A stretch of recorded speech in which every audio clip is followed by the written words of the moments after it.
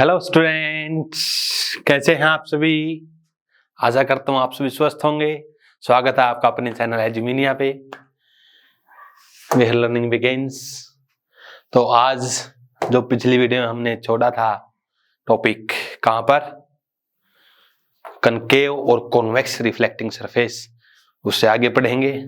Few definition related to both the surface which are very important for numericals as well as sign conventions which we will study later in this chapter. तो थोड़ा सा remind करते हैं कितने type के reflecting surface आपको बताए थे। दो टाइप के पढ़े थे, कन्वेक्स रिफ्लेक्टिंग सरफेस और कनकेव। तो एक बार रीड्रा करता हूं। ये आपका था कौन सा, कनकेव। कौन सा था, कनकेव रिफ्लेक्टिंग सरफेस, जिसका अगर सेंटर ये पूरा करते हैं तो सी की तरफ आया था रिफ्लेक्टिंग सरफेस। और एक क्या था, कॉन्वेक्स। एक क्या था बच्चों, कॉन्वेक्स। ऐसे ऐसे था कुछ, इसका रिफ्लेक्टिंग सरफेस ये चमकदार से था, इसकी सी इधर है, सी उधर था, तो ये था कॉन्वेक्स। कैसा था, कॉन्वेक्स। अब इससे रिलेटेड फ्यू डेफिनेशंस वो ध्यान से देखेंगे, कौन सी चीज किस किस को रिप्रेजेंट करती है। ओके,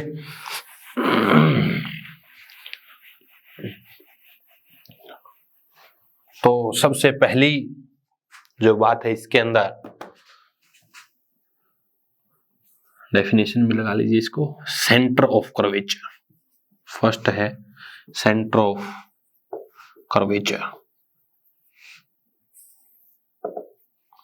दोबारा से रीड्रा कर रहा हूं।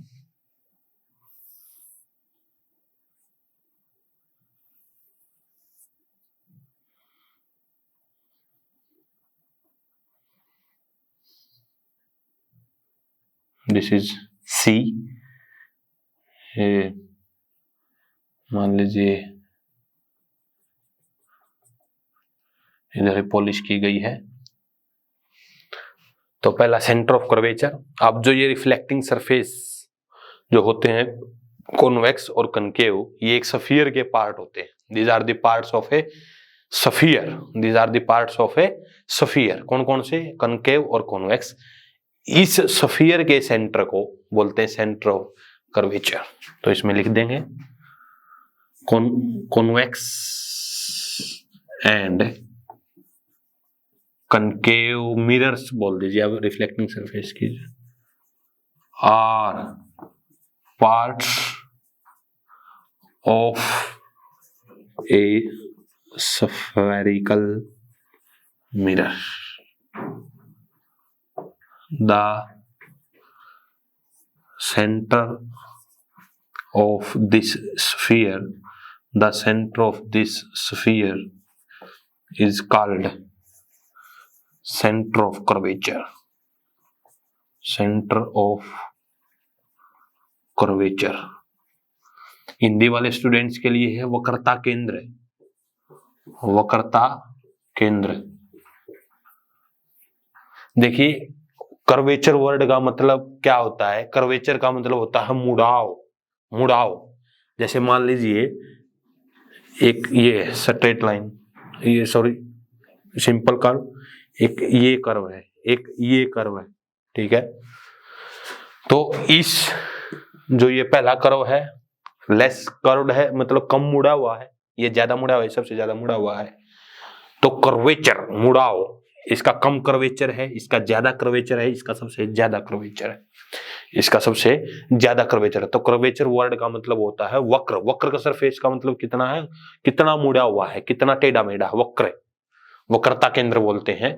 कर्वेचर का मतलब होता है मुड़ाव।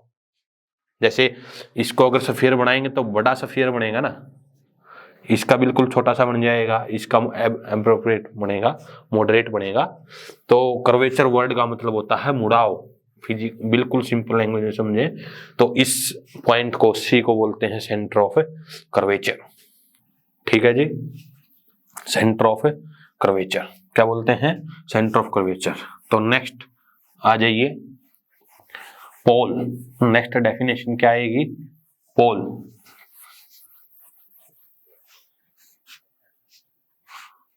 नेक्स्ट डेफिनेशन पे आए, पोल जिसको ध्रुव बोलते हैं, ध्रुव। अब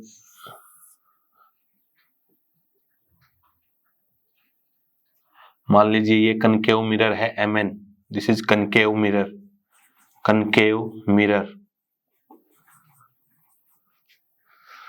तो इसका मिड पॉइंट P से डिनोट करते हैं, तो पोल क्या बन गया है, mid point of mirror MN is called pole. MN वैसे नाम है, कोई भी कन्वेक्स हो चाहे कनकेव हो, उसका मिड पॉइंट कहलाता है, is called pole of the mirror, is called pole of the mirror. Mid point of mirror MN is called pole of the mirror. P से डिनोट करते हैं इसको, किससे डिनोट करते हैं, P से। स्टैंडर्ड लेटर्स से डिनोट करते हैं इनको, C से सेंटर ऑफ कर्वेचर को, पोल को P से। तो नेक्स्ट जो डेफिनेशन हम पढ़ेंगे, radius of curvature. Next radius of curvature, third definition इससे related, radius of curvature, radius of curvature, radius of curvature. अब अगर इसको हम पूरा कर दें इस साइड, तो ये सेंटर आएगा C, इस स्फीयर का सेंटर बनेगा ना ये C, क्या बनेगा, सेंटर। तो P से C तक की डिस्टेंस, मान लीजिए इसका ये सेंटर है यहाँ पर C, तो PC इसको बोलते हैं रेडियस। कहने का मतलब जो स्फेरिकल मिरर जिसका ये पार्ट है, उसकी जो रेडियस होगी ना, ये देखें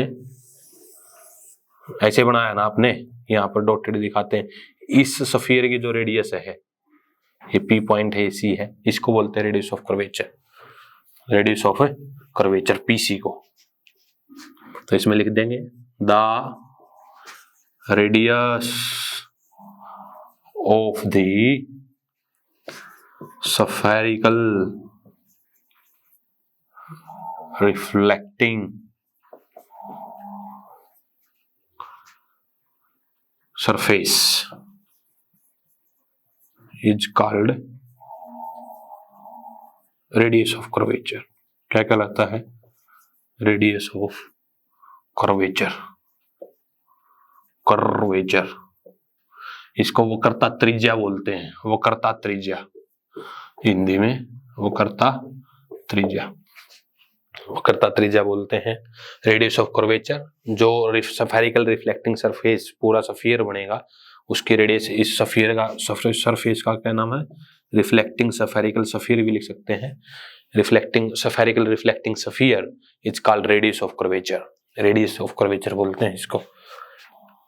नेक्स्ट जो डेफिनेशन आएगी बच्चों, वो आएगी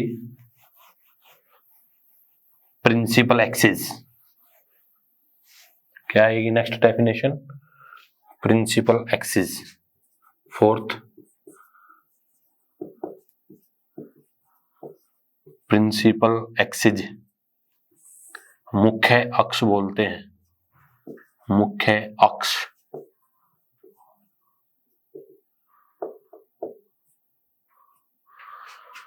अब जो C है ये सेंटर बन गया है, क्या बन गया है, सेंटर बन गया है, और ये रेडियस बन गई है, और रेडियस आपको पता है ऑलवेज सरकमफ्रेंस पे नॉर्मल पे होती है। ये रेडियस ज्वाइन करेंगे, ये हमेशा नॉर्मल पे, कहीं पर भी रेडियस ज्वाइन कर लें, ये हमेशा नॉर्मल पे होती है, 90 पे। क्या होती है, हमेशा 90 पे। तो इसमें क्या लिखेंगे, the straight line, principal axis क्या होती है, the straight line, the straight line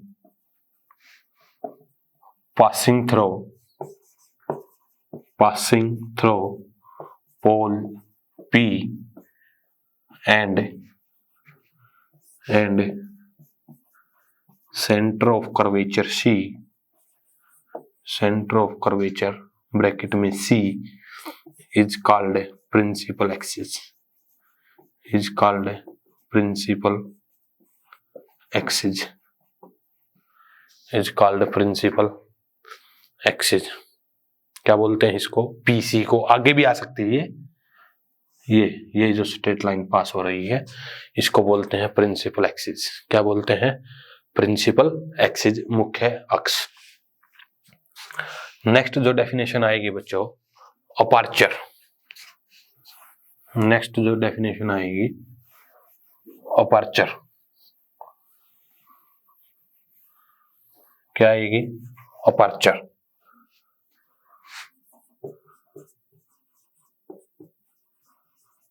aperture, तो अपर्चर क्या है? The effective diameter, the effective diameter,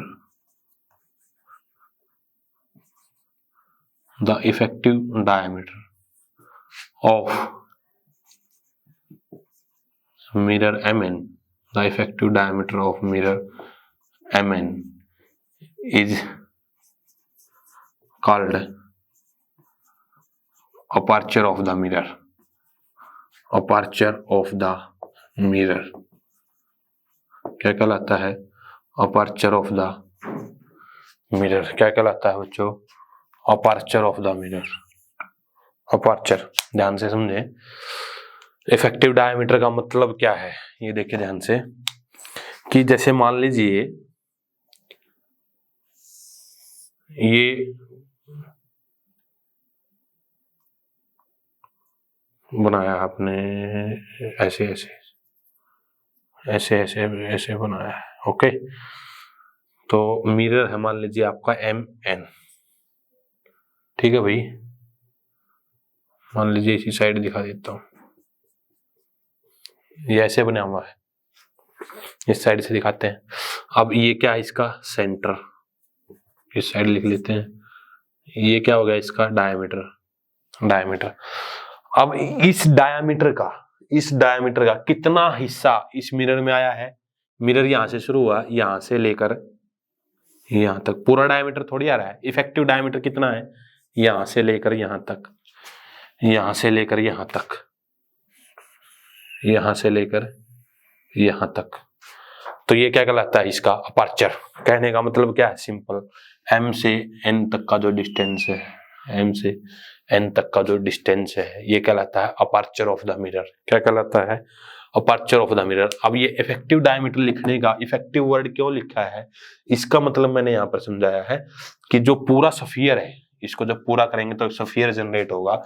उस सफियर के डायमीटर का कितना हिस्सा मिरर में गया है, ये इतना इफेक्टिव है।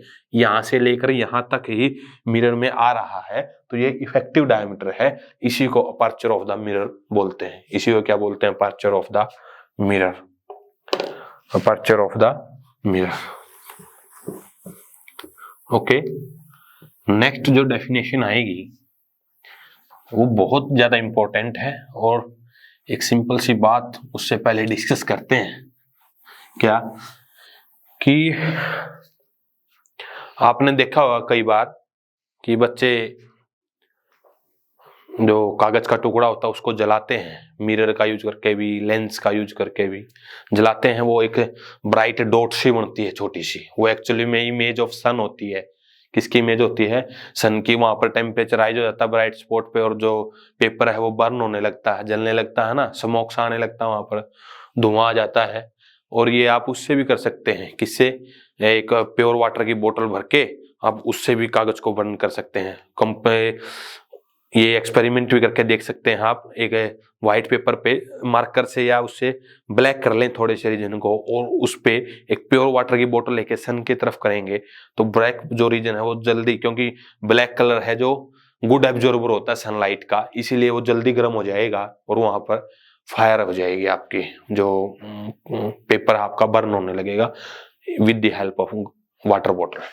ओके, ये करके देखना है और बताना है मेरे को कमेंट बॉक्स में लिख के कि किस किसी ने करके देखा और ये एक्सपेरिमेंट आपका सक्सेसफुल हुआ है, जरूर बताना है मेरे को, ठीक है। तो नेक्स्ट जो डेफिनेशन है आपकी इसी से रिलेटेड है, नाम है प्रिंसिपल फोकस। प्रिंसिपल फोकस, अब जो वर्ड फोकस है, कौन सा है? फोकस। ये बहुत इंपॉर्टेंट है जी। ये आपने कई बार नोट डेली लाइफ में भी यूज करते हुए सुना कि जैसे पढ़ते हैं क्लास में भी, तो टीचर बोलता है आपको फोकस रखें। फोकस का मतलब केंद्रित होना, कि आपको ध्यान केंद्रित रखें। मेडिटेशन करते हैं कि फोकस करें, ध्यान से देखें। फोकस, फोकस का मतलब केंद्रित करना एक किस्म से। तो जो कनकेव और कॉन्वेक्स मिरर, जैसे सिंपल समझते हैं पहले डेफिनेशन से। ये क्या है? Principal axis. ये पोल है मिरर का भी पढ़ा है। ये सेंटर ऑफ कर्वेचर है सी। तो आगे इमेज फॉर्मेशन में और क्लियर हो जाएगी ये बात। जो रेज इसके पैरेलल आएंगी, जो रेज इसके क्या आएंगी? पैरेलल। किसके? प्रिंसिपल एक्सिस के। जो रेज पैरेलल प्रिंसिपल एक्सिस के जाएंगी, the rays parallel to principal axis, वो रिफ्लेक्शन के बाद वो रिफ्लेक्शन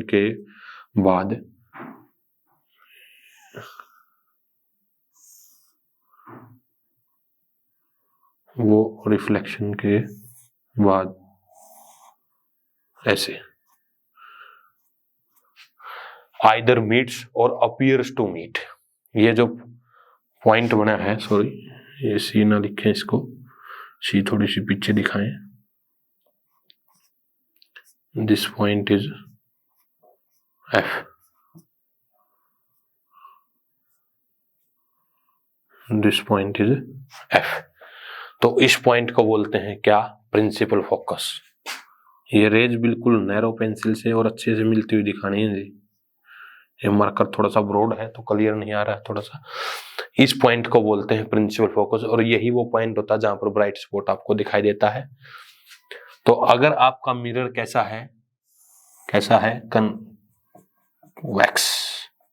कौन सा है? कॉन्वेक्स। ये मिरर है कनकेव। कौन सा मिरर है ये? कनकेव। तो इसके केस में क्या होगा ये देखिए ध्यान से। दिस इज प्रिंसिपल एक्सिस, ये एम, ये एन, दिस इज पी, और ये मान लीजिए यहां पर है सी। थोड़ा सा ये टेढ़ी होगी लाइन।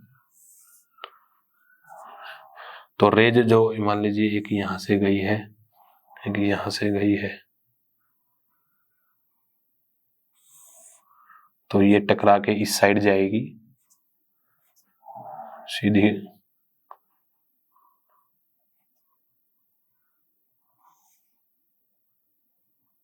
इस साइड जाएगी। जब इनको यहां पर मिलाएंगे तो यहां पर मिलती हुई ये अपीयर होंगी, यहां पर मिलती हुई क्या होंगी? अपीयर होंगी।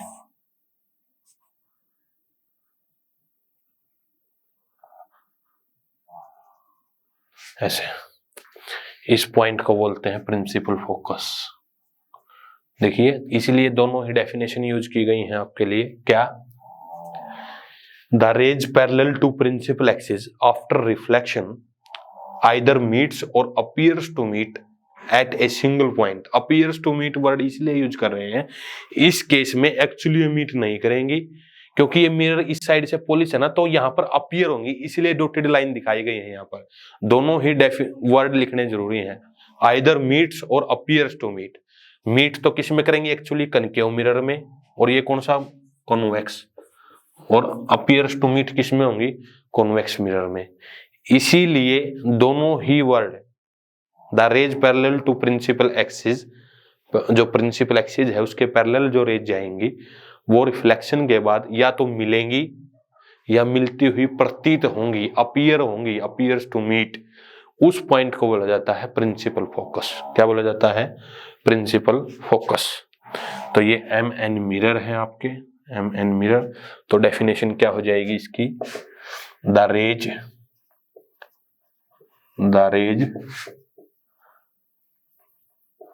parallel to principal axis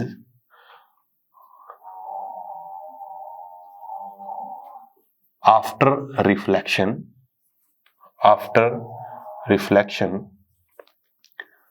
either meets, either और कंजक्शन पढ़े है ना इंग्लिश के अंदर, आइदर और नाइदर नॉर, तो आइदर मीट्स और appears to meet at a single point, comma, this point is called principal focus. This point is called principal focus. क्या बोलते हैं इसको? एफ से डिनोट करते हैं इसको, एफ से. The rays parallel to principal axis after reflection के बाद either meets or appears to meet at a single point. This point is called principal focus. क्या बोलते हैं इस पॉइंट को? प्रिंसिपल फोकस बोला जाता है. क्या बोला जाता है? Principal focus. तो नेक्स्ट जो डेफिनेशन आएगी इससे रिलेटेड, फोकल लेंथ. क्या आएगी? Focal length. ये डायग्राम क्लियर है भाई, इसको निकालें और लास्ट में हम एक ही डायग्राम में सब चीज दिखा देंगे. ठीक है जी. नेक्स्ट है definition focal length. Focal length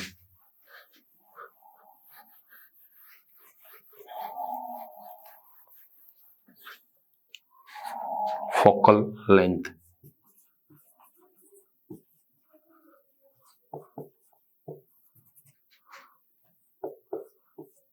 app से लिखा गया है इसको. फोकल लेंथ तो पोल से फोकस की डिस्टेंस क्या लिख देंगे? The distance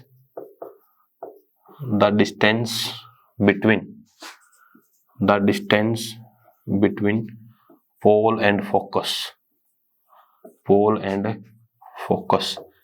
is known as focal length. क्या कहलाती है भाई? Focal length. एफ से डिनोट करते हैं, स्मॉल एफ से. The distance between pole and focus is called focal length. दोबारा से फिर डायग्राम बना देता हूं मैं.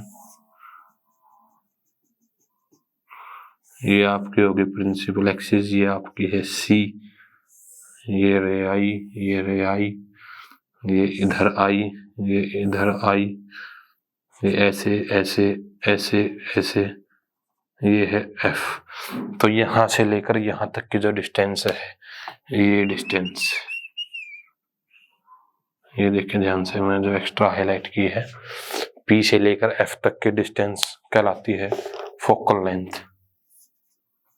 एफ ये कहलाती है फोकल लेंथ. क्या कहलाती है? Focal length. और लास्ट जो है फोकल प्लेन. लास्ट है फोकल प्लेन. तो इसमें क्या हो जाएगा? The plane passing through the focus. The plane passing through the focus is known as focal plane.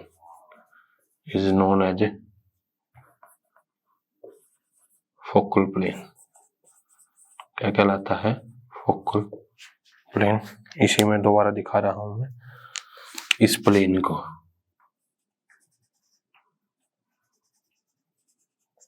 जो प्लेन फोकस से पास कर रहा है इस पॉइंट से, इसको बोलते हैं फोकल प्लेन. क्या बोलते हैं? Focal plane. क्या बोलते हैं इसको? Focal plane. The plane passing through the focus is known as focal plane.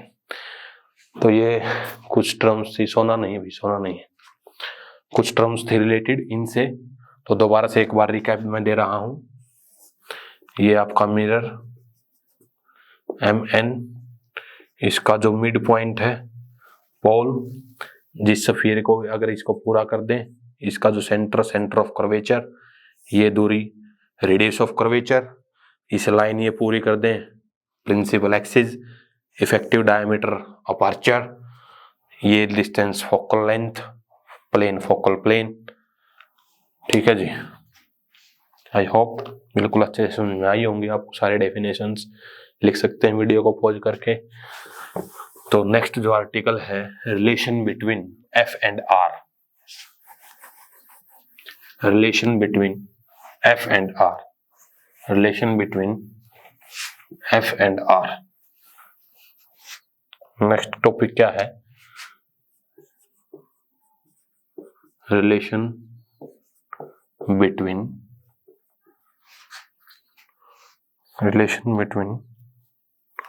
focal length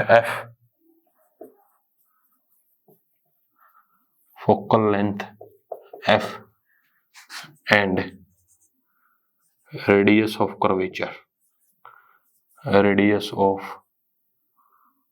curvature R। तो इन दोनों में क्या रिलेशन है? तो इसकी डेरिवेशन नहीं है बच्चे आपके में, तो अभी जो डायग्राम में दोबारा एक बार फिर से बना रहा हूं।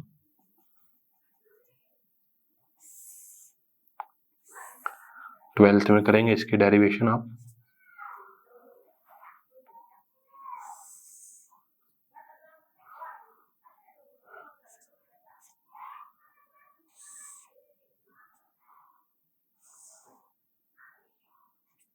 इधर ऐसे आई, ये पॉइंट तो है F, क्या है? ये है F। तो सभी दूरियां, ये है P, this is mirror, MN। तो रिलेशन क्या होती है? जो फोकल लेंथ होती हुई, फोकल लेंथ जो F होती है वो होती है R/2, यानी कि F is equal to R/2। जो फोकल लेंथ होती है वो डायग्राम से भी क्लियर है। ये जो डिस्टेंस है ये यहाँ से लेकर यहाँ तक का, ये इसका आधा है, यानी कि और हम लिख सकते हैं जो रेडियस ऑफ कर्वेचर होती है वो फोकल लेंथ की डबल होती है। फोकल लेंथ की क्या होती है? डबल। तो ये रिलेशन है रेडियस ऑफ कर्वेचर और फोकल लेंथ में मिरर की। इसकी डेरिवेशन आप हायर क्लासेस में पढ़ेंगे। तो ये थी बच्चों जो मिरर्स हैं सेफेरिकल, उनसे रिलेटेड वेरियस टर्म्स, कैसे कैसे हम डिफाइन करते हैं, कौन कौन सी टर्म बहुत ही बेनिफिशियल है, आगे डायरेक्ट यूज करेंगे। तो होप अच्छे से समझ में आई होंगी। कोई कमी है तो मुझे बताना है, वीडियो को अंत तक जरूर देखना है ताकि आपको कोई भी टॉपिक ना छूटे। वीडियो को लास्ट तक जरूर देखना है और कमेंट में बताना कोई चीज समझ में नहीं आई है, और जो आज क्वेश्चन पूछा है मैंने उसका भी आंसर बताना है। ओके, किसी ने वो करके देखी एक्टिविटी, ऐसा हुआ है या नहीं, एक्सपेरिमेंट सक्सेसफुल हुआ है या नहीं।